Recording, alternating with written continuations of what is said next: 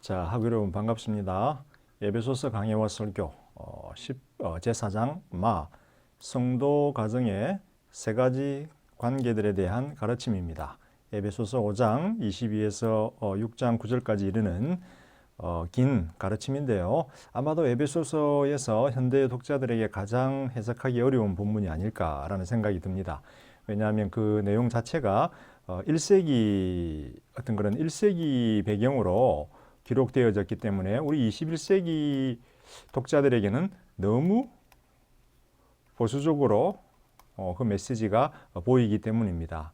그래서 본래 바울이 의도했던 것은 보호, 약자에 대한 보호인데 이 본문이 21세기 해석을 해버리게 되면 약자를 억압하는 본문으로 자칫 둔갑이 되어버릴 수가 있습니다. 그래서 우리가 이 해석하는 데 있어서 특별히 이 본문은 굉장한 주의가 요구된다고 그렇게 보여집니다. 자, 일단 해석학적인 내용들을 자세히 한번 살펴봄으로써 주석적인 분석을 한 다음에 해석학적인 어떤 그런 방향성에 대해서 한번 짚어보는 시간을 가져보겠습니다. 자, 전체적인 구성이죠. 에베소서 후반부, 전반부는 교리였고 이제 후반부는 적용입니다. 그죠? 윤리적인 적용이라고 제가 말씀을 드렸습니다. 4장 1에서 4에서 6장까지죠. 4장 1에서 16절에서는 바울이 성도의 이중적인 부르심과 그 부르심에 합당한 삶을 요청을 하고 있습니다. 부르심에 합당한 삶을 살아라는 거예요.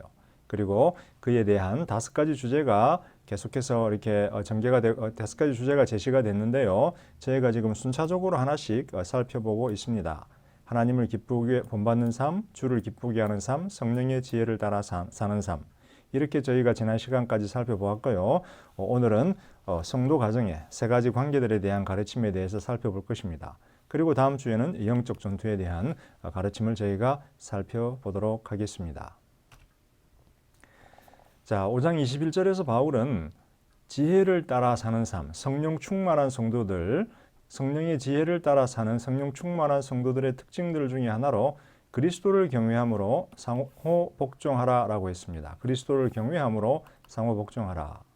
이제 이 현재의 본문에서 바울은 이 대원칙을 성도 가정의 세 가지 관계들에 적용을 하기 시작을 합니다. 그 세 가지 관계들은 아내와 남편, 자녀와 부모, 종과 주인입니다.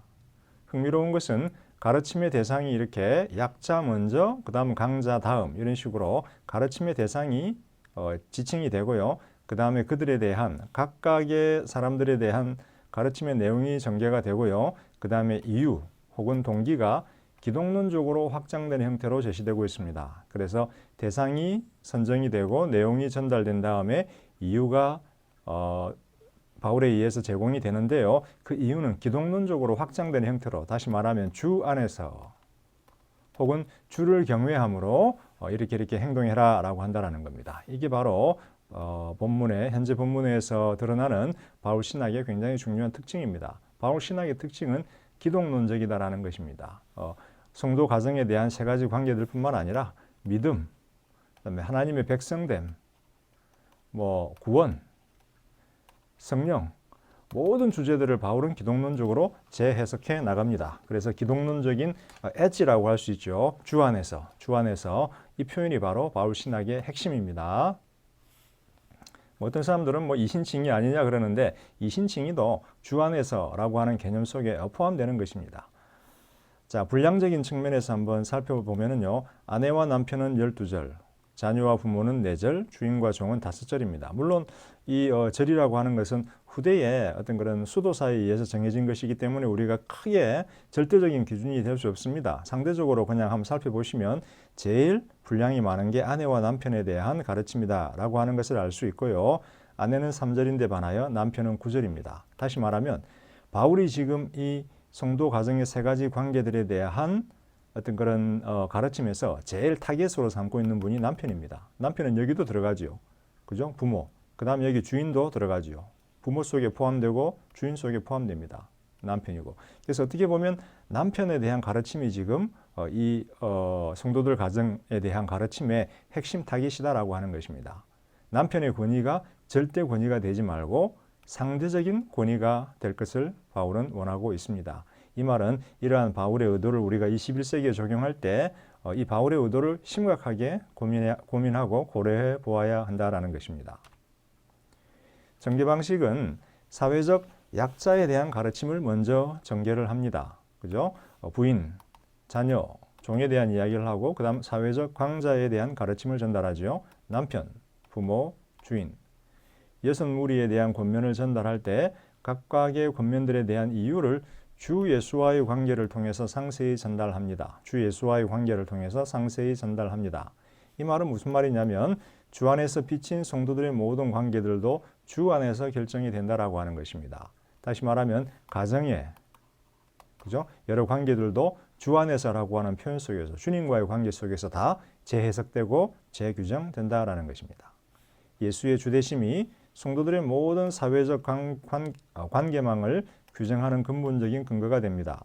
성도 가정 구성원들에게 주어지는 명령의 궁극적인 동기는 눈에 보이는 인간이 아니라 그들이 섬기는 주 예수 그리스도가 됩니다. 따라서 성도들의 행위의 질적 판단 기준, 네가 행동을 잘했느냐 못했느냐는 주를 기쁘시게 하느냐의 여부입니다.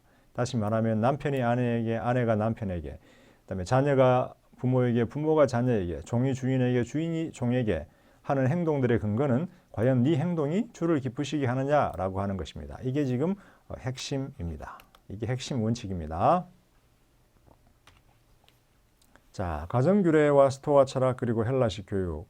가정규례에 대한 가르침은 바울이 창조해낸 것이 아니라 그 당시 지도자들의 사상적인 배경이 되었던 스토아 철학 그리고 스토아 철학에 근거한 헬라식 교육의 핵심 주제들 중 하나였습니다. 왜냐하면 가정은 모든 사회 조직과 우주적 질서의 가장 중요한 시작점으로 간주되었기 때문입니다. 우리 동양에서도 수신, 제가후, 치국, 평천하라고 하는 속담이라기보다도 그런 중요한 교훈적인 가르침이 있죠. 내 몸을 닦은 다음에 제가 집안을 다스리고 그 다음에 나라도 다스리고 천하를 평탄하게 한다라는 거죠. 그래서 제가 내 자신을 돌아본 다음에 제가 하라는 거예요. 재혼하라는 말이 아니라 집을 다스리라는 말이에요. 그래서 서양에서도 가정은 모든 사회 조직과 우주적 질서의 가장 중요한 시점이었기 때문에 가정에 대한 규례, 가정 규례에 대한 가르침은 굉장히 중요했다. 그러나 바울은 당시 헬라식 가정 규례에 대한 전제를 주 예수와의 관계를 통해서 재해석을 합니다. 왜냐하면 주님께서 모든 사람들의 모든 가정의 주인이 되기 때문이죠. 주 예수가 성도 가정의 궁극적 주인이 됩니다. 따라서 남녀, 신분에 대한 모든 사회적인 규정도 예수의 주되심 아래서 재해석돼야 됩니다. 주인과 종은 주인은 절대적인 존재지요, 종에게. 그러나 예수의 주되심 아래서 성도들의 주되심은 상대화되어져 버린다라는 것입니다. 자, 가정규례에 대한 바울과 스토아 철학을 한번 비교해 보죠. 스토아 철학에서 남편, 아비, 주인은 절대적인 권력을 행사했습니다. 그리고 아내와 자식과 종은 무조건적인 순종을 보여야 했습니다.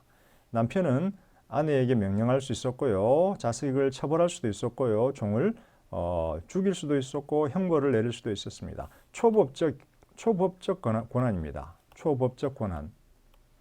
다시 말하면 남편이 자식을 처벌할 때 어떤 이유로든지 국가는 거기에 대해서 제재하지 않았다라는 거예요. 요즘은 그랬다가는 큰일 나죠. 요즘은 애들 때리고 했다가는 큰일 납니다. 특히 이제 제가 20년을 보냈던 미국에서는 자녀를 때렸다 그러면 아동학대법으로 감옥에 들어갑니다. 철컹철컹 쇠고랑 찹니다. 아비가 자식 때렸다, 주인이 종 때렸다. 과거에는 종이 말을 안 듣면 처벌을 할 수 있었고요. 그 다음에 말을 안 듣면 죽일 수도 있었습니다. 왜? 주인의 소유물이기 때문에. 소유물이라는 거예요. 내 소유물을 내가 마음대로 했는데 네가 무슨 상관이냐. 초법적 권한이죠. 정부는 절대적인 권력, 남편과 아비가 주인이 행사하는 절대적인 권력에 정부는 어떠한 방해도 할 수 없었습니다. 국가의 권한을 뛰어넘는 초법적 권한, 절대적인 권력이었습니다. 이 사실은 아내와 자식과 종이 굉장히 핍박을 당했다라는 것을 우리가 한번 생각을 해볼 수 있습니다. 이 권력자들 앞에서 무조건적 순종을 보여야 하고 그렇지 않을 경우는 언제든지 아내도 쫓겨날 수 있고 자식도 처벌받을 수 있고 종도 죽임을 당할 수 있었다. 그러면 여기서 이제 우리가 예측해 볼 때 바울이 의도하는 것은 뭘까? 아내 보고 순종하라고 하는 것일까? 자식에게 복종하라고 하는 것일까? 종에게 주인에게 무조건 따르라고 하는 것일까? 그거는 당연시 되는 거였습니다. 당연히. 바울이 말 안 해도 당연히 해야 되는 거고요. 바울의 의도는 이 사람들, 이 강자들의 고난을 상대화시키고자 했습니다. 상대화.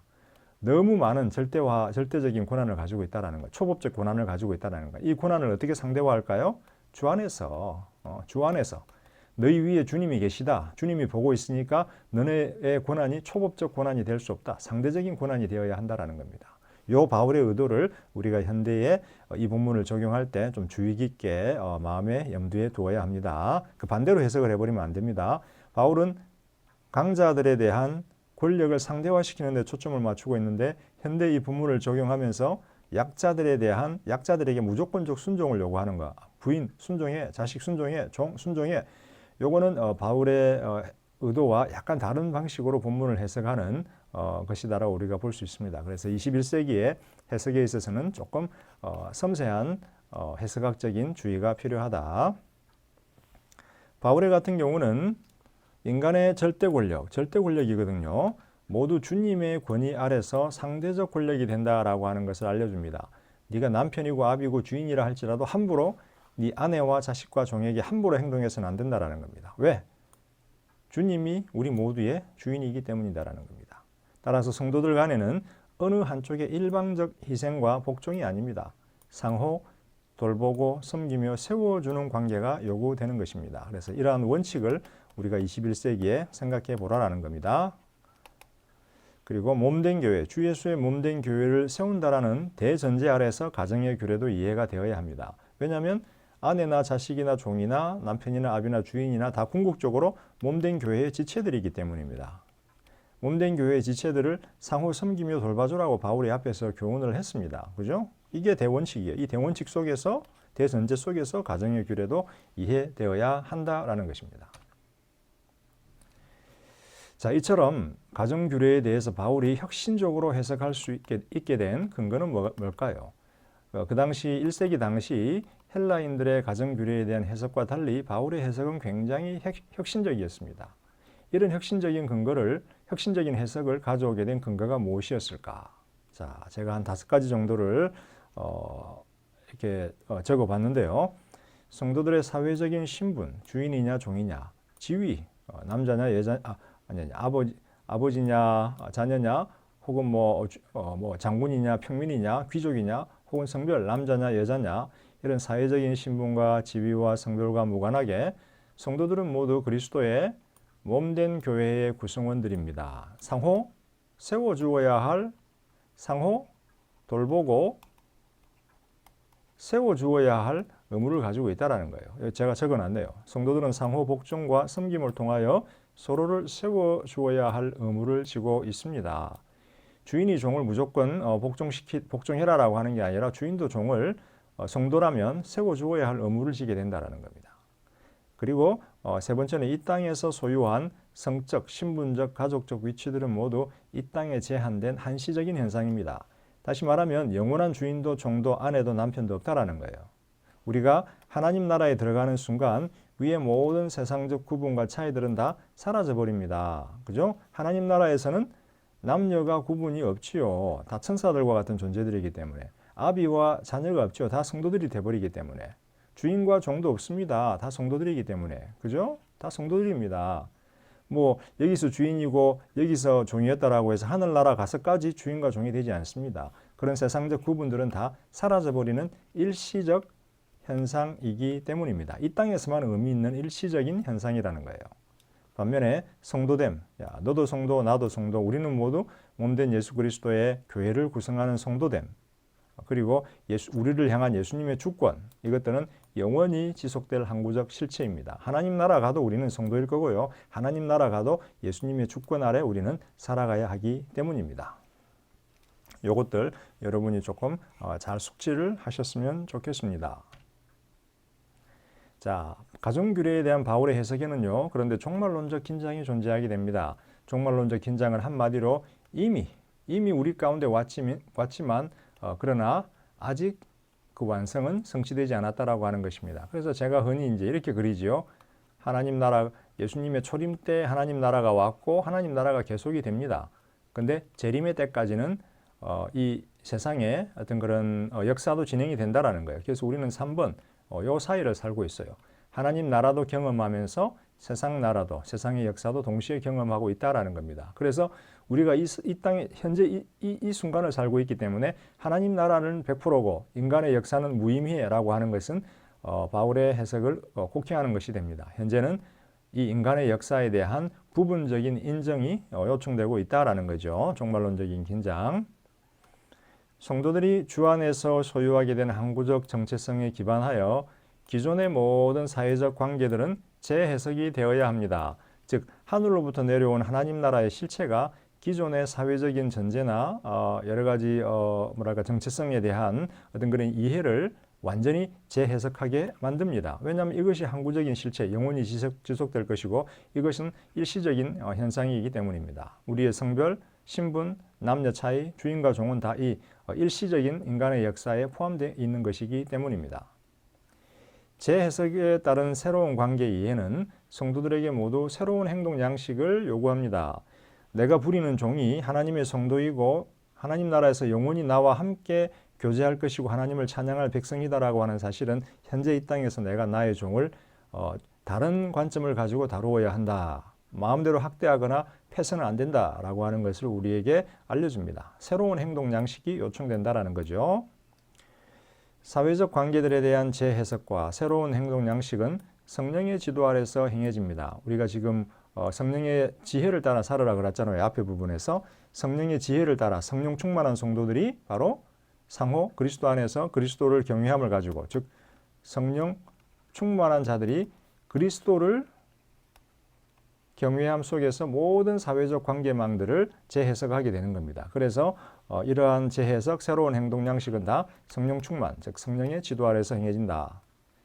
자, 종말론적 긴장이 있음을 제가 언급을 했는데요. 이러한 새로운 항구적 정체성에도 불구하고 이 땅에 속한 옛 정체성은 현재 완전히 무시될 수는 없어요. 다시 말하면 저는 주님 나라 가기 전까지 남자여야 해요. 나는 이제 천사와 같은 존재야 하면서 제가 나는 남자가 아니야 하면서 주장을 하면 저는 바보 되는 거예요. 남자예요, 남자.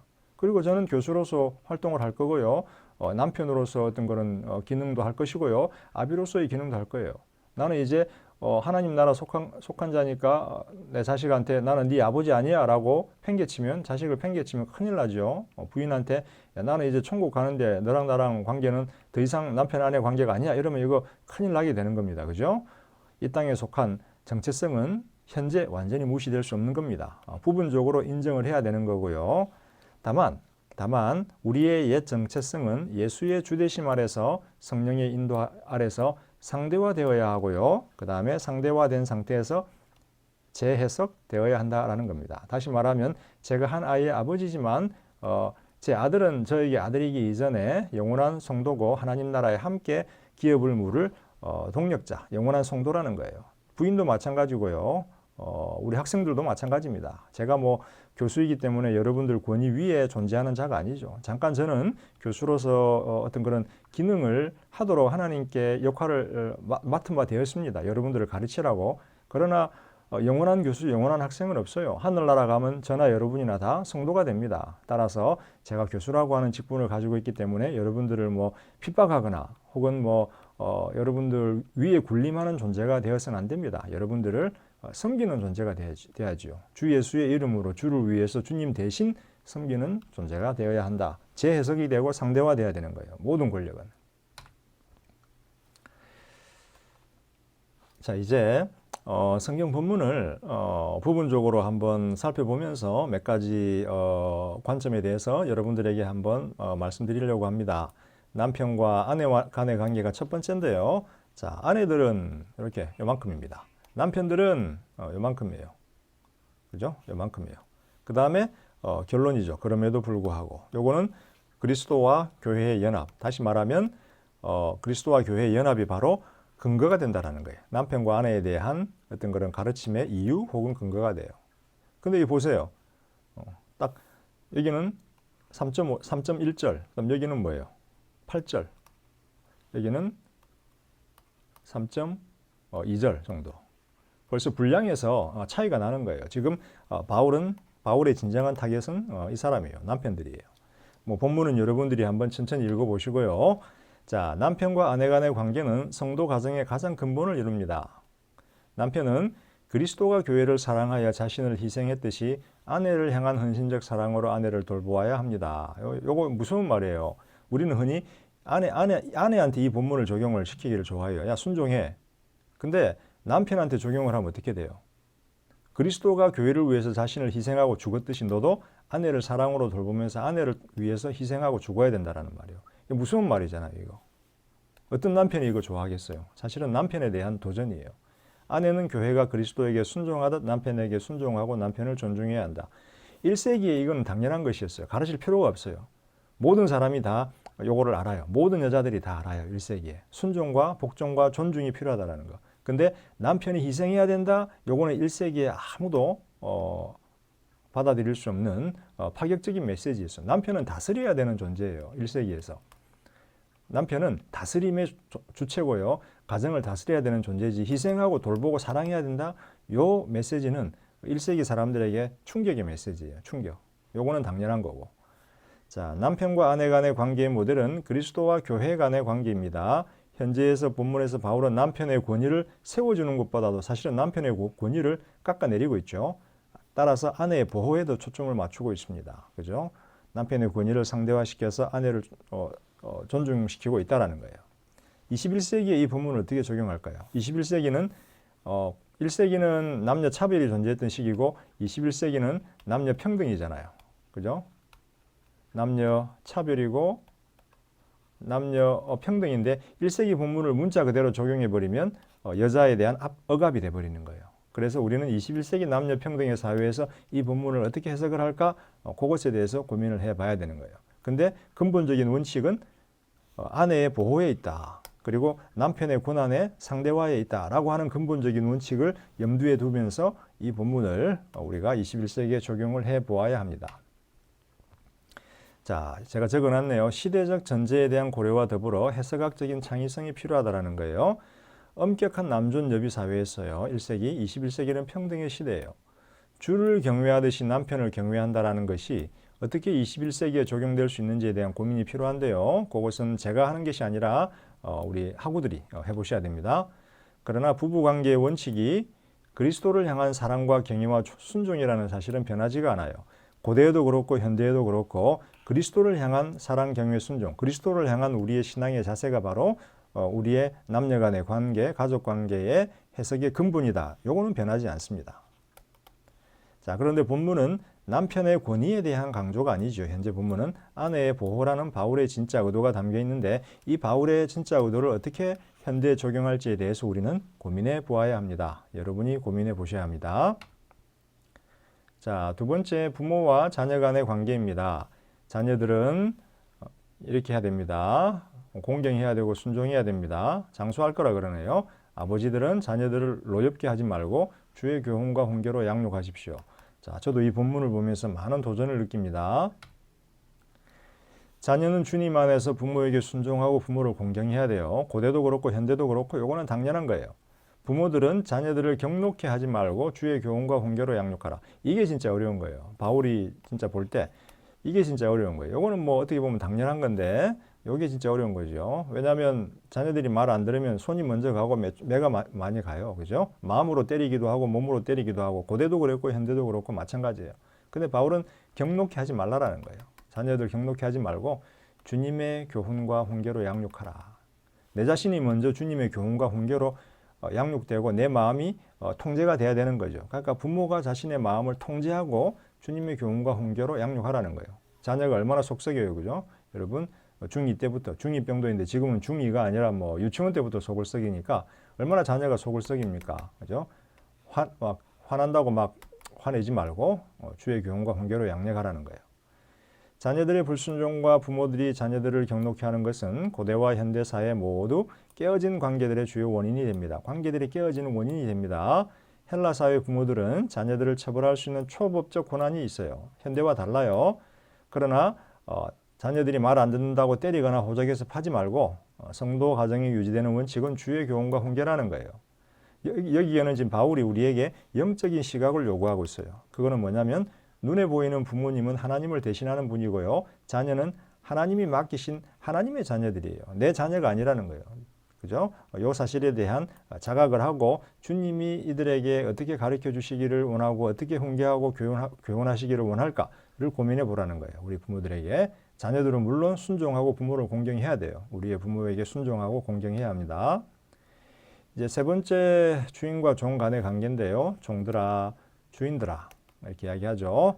그래서 순종하기를 그리스도께 하듯 마음으로 하나님의 뜻을 하듯 주께 하듯 주께로부터 동일한 것을 받을 줄 알기 때문에 그 다음에 주인들에게도 주께서 하늘에 계시고 그는 사람을 차별하지 않으신다. 그러니 너도 그들에게 종들에게 동일하게 행하고 위협하는 걸 멈춰라라는 거예요. 그래서 주님의 주권자 되심에 대한 근거를 통해서 주인과 종들에게 새로운 가르침을 전달하고 있습니다. 1세기의 종은요. 돈에 의해서 노예로 팔린 자들이죠. 혹은 종인 부모로부터 태어나면 영원히 종입니다. 혹은 전쟁에서 패하면 승자의 노예가 됩니다. 노예들은요, 종들은요, 보수가 없죠. 보수 없는 노동과 절대적인 희생이 강요가 되지요. 무조건 희생해야 되고요. 인간의 자유, 존엄성, 그런 거 없습니다. 그죠? 사회적 굴레와 차별의 대상입니다. 근데 바울은 이렇게 이야기하죠. 종에 대해서 이런 상황에서도 종들은 하나님을 향한 봉사의 삶을 살 수 있대요. 왜냐하면 그들은 이제 하늘에 계신 예수 그리스도의 종들이 되었기 때문에. 그러나 이제 종들은 눈가림이 아닌 진실한 섬김을 통해서 눈에 보이는 주인들을 향한 섬김을 통해서 하늘에 계신 주님을 섬길 수 있게 됐대요. 그죠? 놀라운 사실이죠. 신분이 변화돼 버렸죠. 자, 바울과 주인들. 사회가 권하는 방식으로 종을 협박하거나 괴롭히지 말라고 바울이 이야기합니다. 왜냐하면 모든 이의 주인이 되시는 주 예수를 향한 두려움 속에서 종을 대하라는 거예요. 예수님이 이제는 종들의 주인이 되어버렸어요. 따라서 주인들이 이 종의 주인들이 종에게 하는 것을 참된 주인인 예수님이 다 보고 계세요. 따라서 그들의 악한 행위에 대해서 주인이나 종이나 상호간에 행하는 행위들에 대해서 심판이 있을 거예요. 주로부터. 그죠? 자, 그런데 문제가 있죠. 21세기 한국 사회에 이 가르침을 어떻게 적용할 것인가요? 왜냐하면 주인과 종이라고 하는 게 존재하지 않기 때문이에요. 문자적으로 적용하지 말아야 돼요. 아내와 남편도 마찬가지고 주인과 종도 문자적으로 적용하지 말라라는 거예요. 주인과 종 존재하지 않잖아요. 따라서 비유적으로 해석을 해야 된다는 거예요. 문자적으로 하지 말고. 그래서 고용인과 고용주 혹은 주인과 알바, 편의점 주인과 알바 뭐 이런 식으로 해석을 하라는 거예요. 자, 상세한 내용 여러분들하고 토론할 것이 많지만 수업 시간에 한번 자세히 토론해 보도록 하고요. 이번 시간엔 성도 가정의 세 가지 관계들에 대한 강의를 진행했고요. 다음 시간에는 영적 전투에 대해서 한번 알아보도록 하겠습니다. 이번 강의도 여러분들에게 많은 도움이 됐기를 바라고요. 우리 수업 시간에 또 만나서 자세히 토론하면서 즐거운 시간 가지도록 하겠습니다. 여러분 고생하셨습니다.